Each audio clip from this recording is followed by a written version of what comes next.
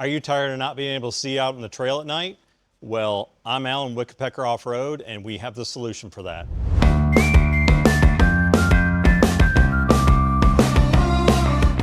So right here we have our light bar for the Can-Am X3.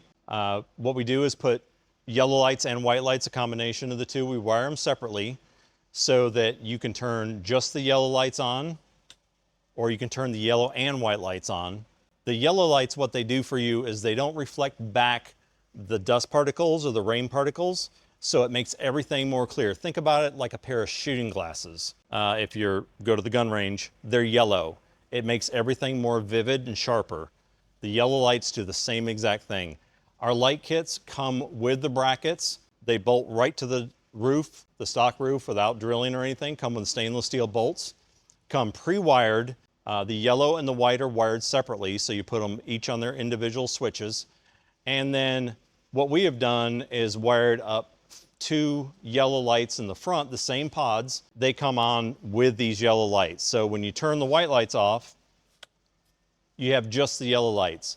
When you have just yellow lights on, the car in front of you doesn't get that bright white light blinding them in the rearview mirror, and oncoming traffic on the trail doesn't get blinded. So everyone that I ride with loves the yellow lights when I use them, but they're still very bright and very vivid to let you see everything. If you really want to reach out and touch someone, flip on the white lights with them, or you can turn the yellow lights off and just have the white lights.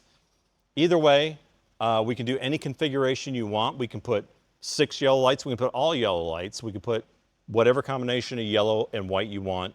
We also sell just the pod lights separately on the website, yellow or white. So you can mount them here, you can put ditch lights on.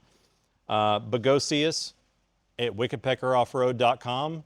Follow us on Facebook, YouTube, or Instagram, or click the link below.